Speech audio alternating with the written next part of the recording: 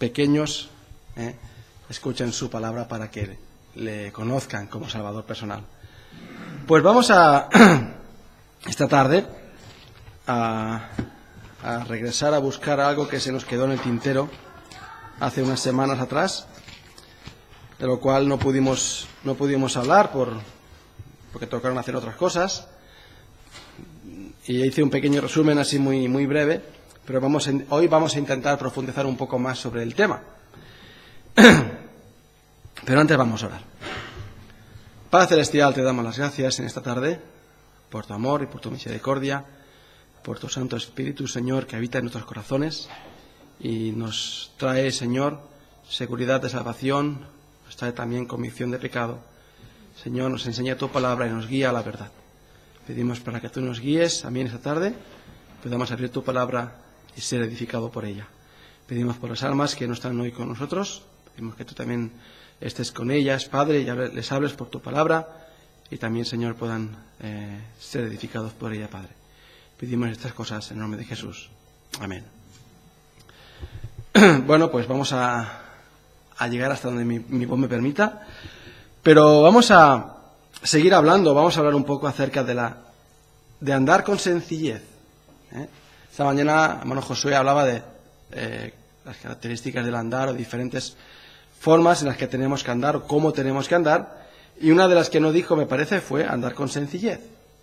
Y leíamos en 2 de Corintios, capítulo 1 y versículo 12,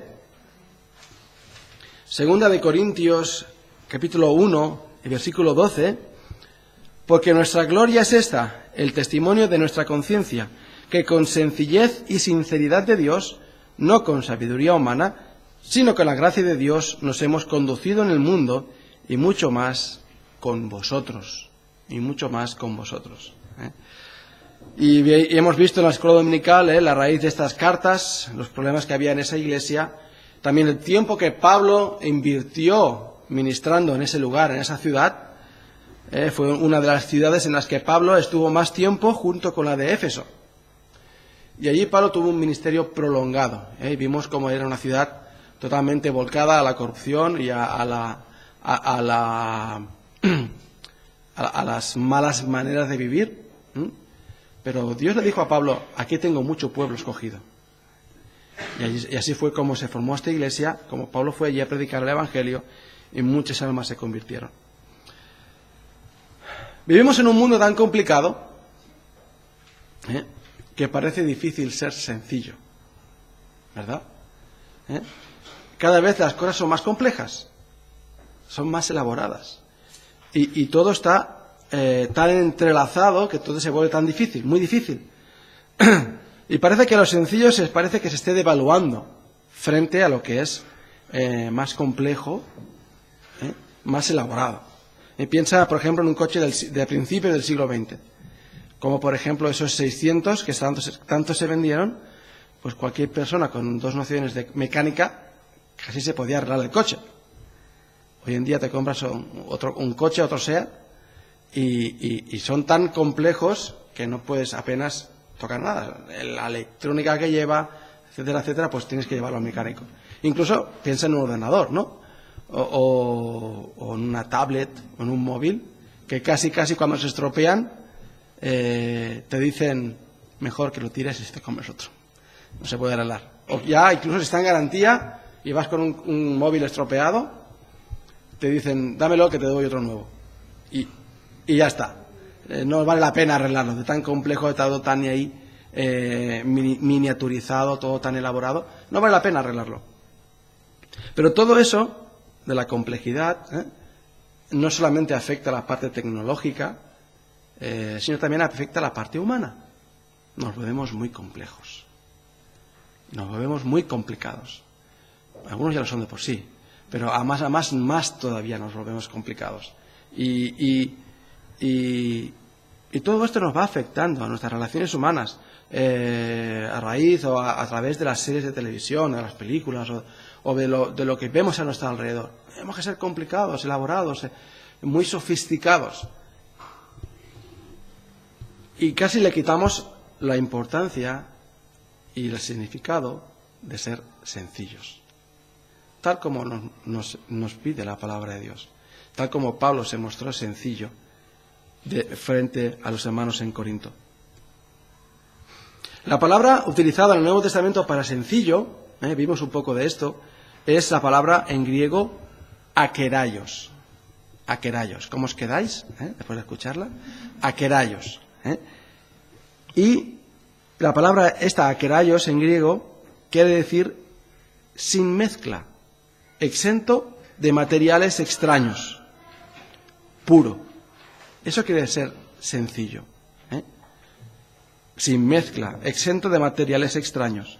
Se utiliza también metafóricamente en el Nuevo Testamento de lo que es sin doblez, sincero. Por ejemplo, en Mateo capítulo 10, versículo 16, cuando el Señor habla acerca aquí, dice: he aquí yo os envío como ovejas en medio de lobos. Sed pues prudentes como serpientes y sencillos como palomas. O sea, esto es con la simplicidad de un ojo sencillo, discerniendo lo que es malo y eligiendo solo aquello que da gloria a Dios.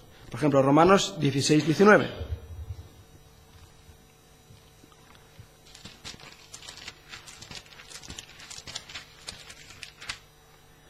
Porque vuestra obediencia ha venido a ser notoria a todos, así que me gozo de vosotros, pero quiero que seáis sabios para el bien e ingenuos para el mal. Sabios para el bien e ingenuos para el mal. O sea, simples. Simples. Los griegos utilizaban este término para designar vino sin mezcla de agua. Vino sin mezcla de agua. Era un vino akeraios. Un vino sencillo. Parecería que dices, esto es muy sencillo. O sea, parece que le estamos quitando valor. Pero al contrario, le están dando el valor. Porque no lleva mezcla. Por lo tanto, es más puro. O sea, es puro. No lleva más aditivos, no están rebajando su sabor, ni están engañando con su precio. El volumen, ¿no? Una tinaja no es lo mismo tener una tinaja con 2 litros o 50 litros de vino, todo vino, que una tinaja con la mitad de vino y la mitad de agua. El precio es diferente, debería ser diferente. Por lo tanto, le estaban hablando acerca de su valor. O también unos metales sin aleación. Imaginaos mezclar oro o plata o bronce con cierto otro material. Ahora mismo se utilizan muchas aleaciones, pero para fortalecer. También se pueden utilizar para perder la fuerza, para hacerse más baratos. Pero sin embargo, eso es sencillo, sin mezcla, sin mezcla. La palabra sencillo aparece 4 veces en la Biblia. En el Salmo 19:7 dice: la ley de Jehová es perfecta, que convierte el alma. El testimonio de Jehová es fiel, que hace sabio al sencillo. Salmo 116:6. Jehová guarda a los sencillos. Estaba yo postrado y me salvó. Mateo 10:16. He aquí yo os envío como a ovejas en medio de lobos. Sed pues prudentes como serpientes y sencillos como palomas. Y Filipenses 2:15. Para que seáis irreprensibles y sencillos, hijos de Dios sin mancha, en medio de una generación maligna y perversa, en medio de la cual resplandecéis como luminares en el mundo. Es curioso, el significado que adquiere es así, exento de materiales extraños, o sea, puro. También la palabra puro aparece 11 veces en el Nuevo Testamento y conlleva el significado de libre de contaminación. O sea, son, digamos, podríamos decir, sinónimos. Sencillo y puro. Libre de contaminación, limpio, libre de toda especie de mal. Son 2 palabras, que se parecen mucho. En Filipenses 4:8, lo hemos leído hoy, me parece. Por lo demás, hermanos, todo lo que es verdadero, todo lo honesto, todo lo justo, todo lo puro, todo lo amable, todo lo que es de buen nombre, si hay virtud alguna, si algo digno de alabanza, en esto pensad. Y 1 Timoteo 5:22. No impongas con ligereza las manos a ninguno, ni participes en pecados ajenos. Consérvate puro. El Señor nos pide que seamos sencillos, como palomas, puros. Y Pablo se está dirigiendo a los corintios con las mismas palabras. Que seamos sencillos, puros, sin nada añadido, sin nada añadido. En primer lugar, vemos que Pablo está actuando, si vamos a 2 Corintios capítulo 1, Pablo está hablando y está diciendo que ha actuado con sencillez delante de la iglesia. Ha actuado con sencillez. Ahora, ¿quién era Pablo? ¿Quién era el apóstol Pablo? El apóstol Pablo, muchos, pues cuando pensamos en él, pensamos en un gran hombre de Dios, que inmediatamente nos levantaríamos y le cederíamos el asiento. Y os acordáis de cómo se convirtió Pablo, ¿verdad?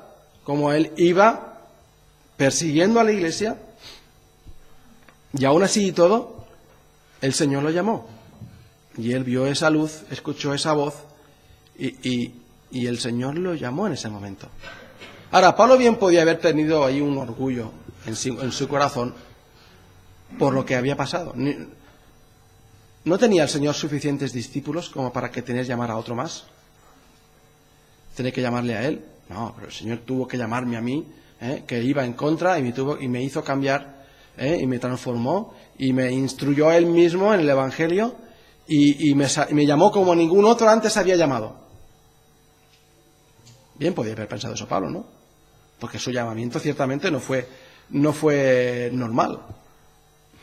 Todo lo contrario. Fue de lo más sorprendente que pasó a una persona que iba en contra de la iglesia persiguiéndolos y Dios lo llama al ministerio.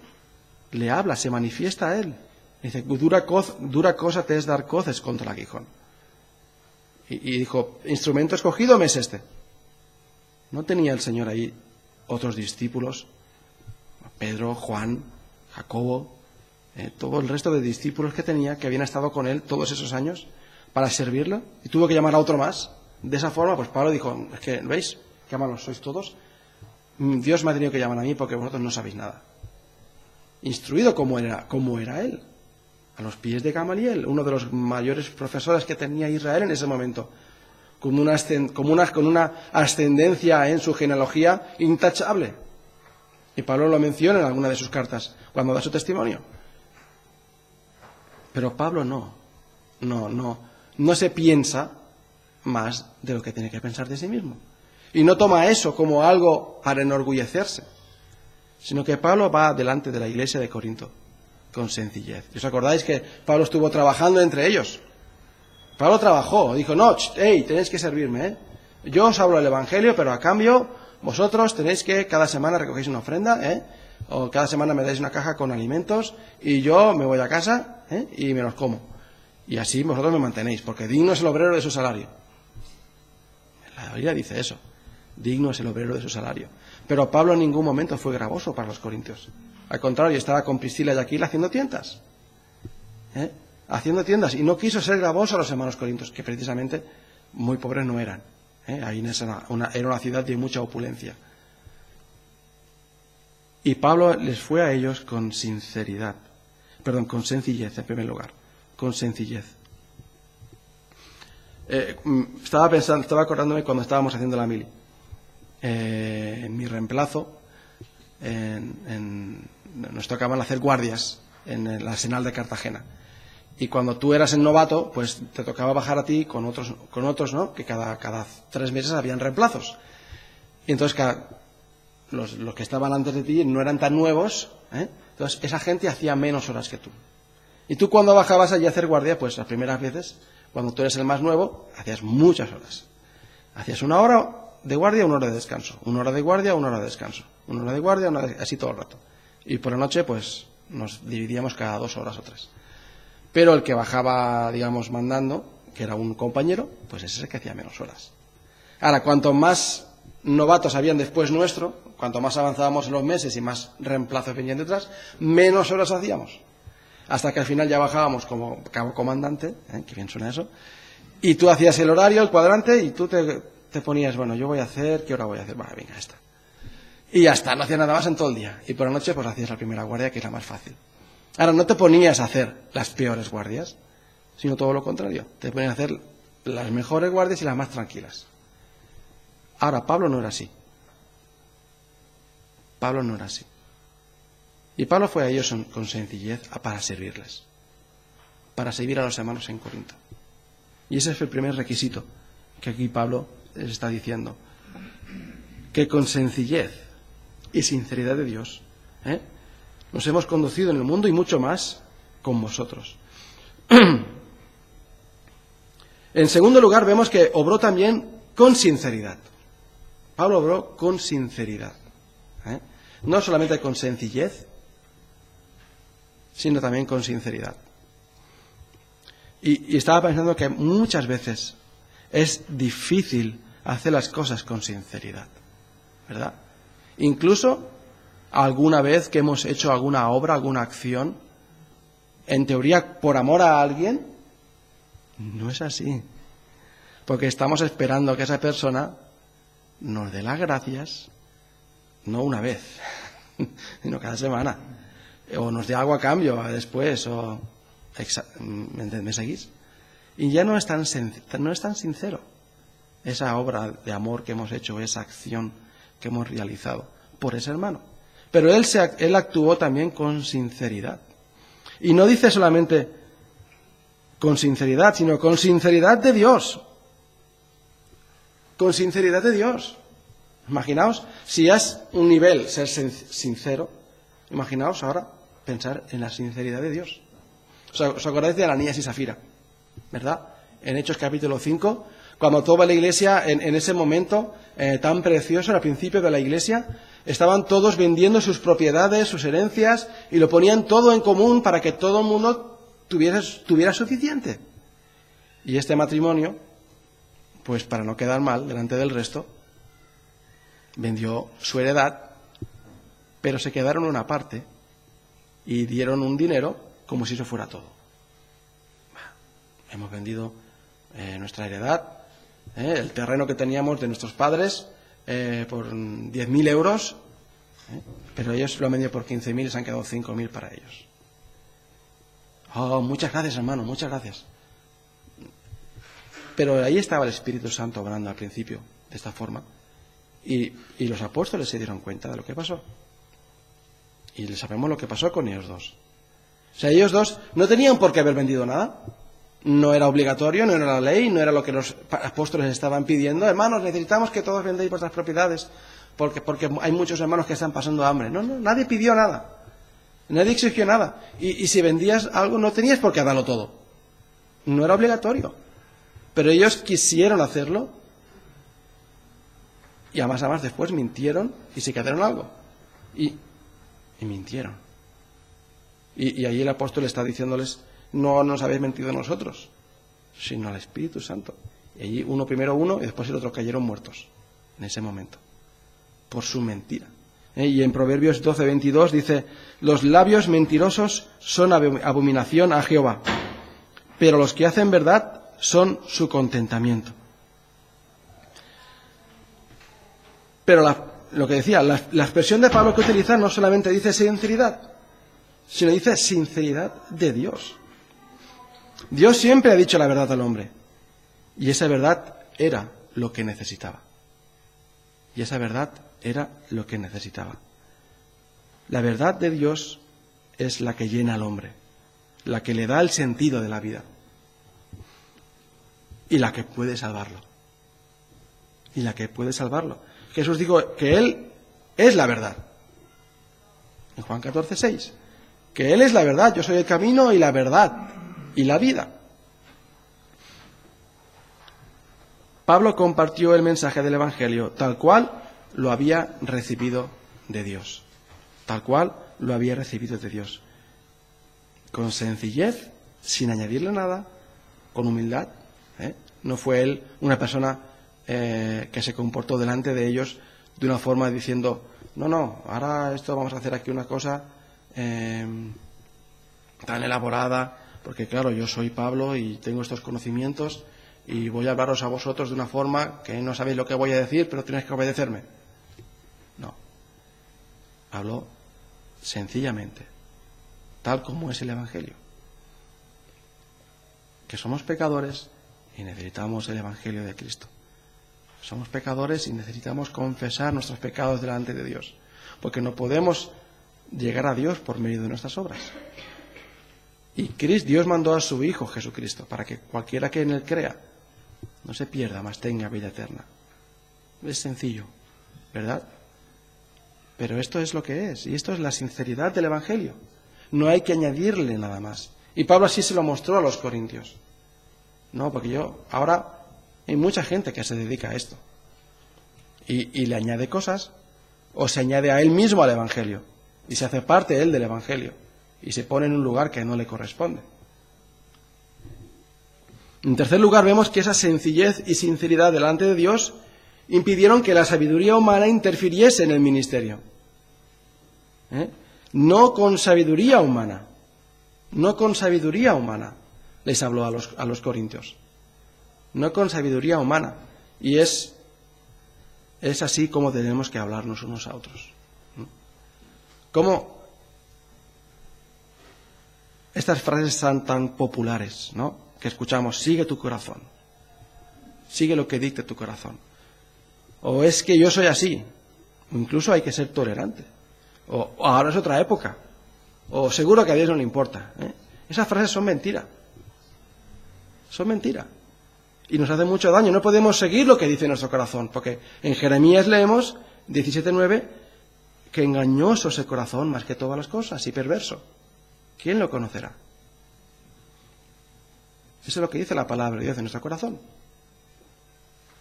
Por eso debemos de sujetarnos a la palabra de Dios. Y en Romanos 12 se nos anima a transformarnos, a no conformarnos con la filosofía de este siglo, de este mundo, sino a transformarnos.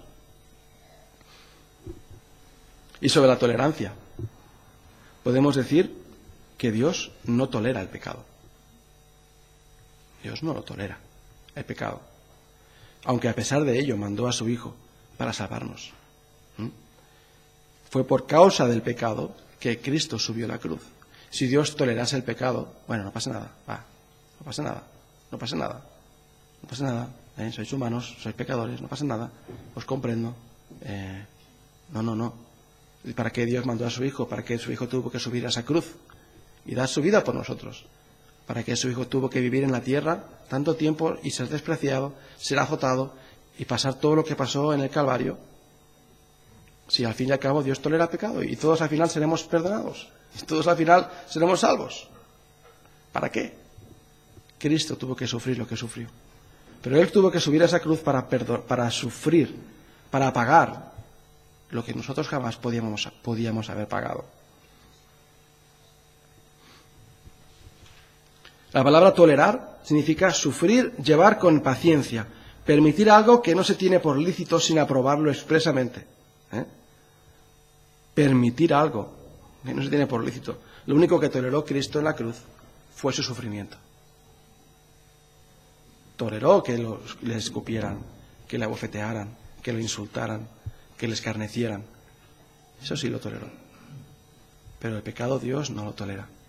Por eso Cristo tuvo que sufrir, tuvo que subir a la cruz.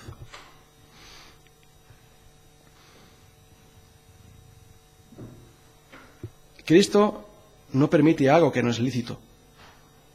Y no podemos decir que Cristo respete las demás ideas de la gente en cuanto a la salvación del alma o de la eternidad. Al final, todos seremos salvos. Da igual lo que pienses. Si tú sigues algo, pues síguelo y ya está. No, Dios no tolera eso. No va a tolerarlo al final. En ninguna otra salvación, sino en el Señor Jesucristo. En ningún otro hay salvación. Solamente hay un mediador entre Dios y los hombres, Jesucristo hombre. No hay otra. No hay otro camino. Eso de que ahora es otra época tampoco se puede aplicar con las doctrinas de la Biblia. ¿Acaso Dios cambia? No, Él es inmutable. No puede cambiar. No puede cambiar su esencia, su forma de ser. Y también hay gente que dice, no, a Dios no le importa lo que tú hagas. Sí le importa. Sí le importa lo que hacemos. De otra forma, no hubiera mandado a su Hijo para salvarnos. Para que pudiéramos ser salvos, porque por nuestras propias obras no podemos ser salvos. En cuarto lugar, por el contrario de la sabiduría humana, tenemos la gracia de Dios. Tenemos la gracia de Dios. Por un lado tenemos la sabiduría humana que interfiere y se añade a lo que Dios ha establecido, a lo que Dios ha enseñado por el Evangelio. Y por otro lado tenemos la gracia de Dios, que ésta se ha derramado en nuestros corazones. La gracia de Dios es aquel don o aquel favor soberano y salvador de Dios que ha sido derramado sobre aquellas personas que, más que no merecerlo, merecíamos un castigo. Es algo completamente inmerecido. Es un don que no merecemos. La gracia. Eso es gracia. Eso es recibir gracia. Recibir algo que no merecemos. Al contrario, que merecemos lo contrario. Sin embargo, recibimos esa gracia que nos perdona o que nos hace algo a nuestro favor.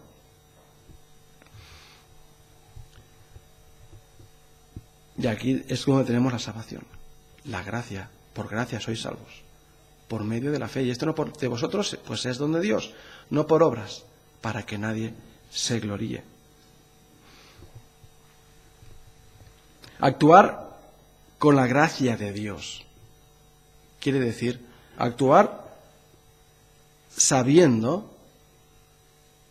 siendo conscientes de nuestra anterior situación. No podemos salir a testificar, a compartir el Evangelio con otra persona pensando que nosotros somos superiores o algo así parecido porque ellos son pecadores y...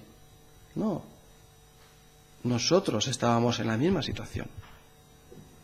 Éramos pecadores, ahora somos pecadores redimidos. Pero éramos pecadores ajenos, apartados de Dios, sin esperanza y sin Dios en el mundo.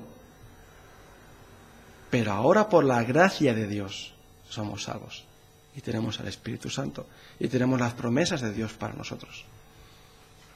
Si quitamos esta gracia de Dios de mí y de nuestro, si actuamos sin esta gracia de Dios, claro, hablamos a los demás como si fuesen ahí cualquier cosa, cuando hace 2 días nosotros estábamos en la misma condición.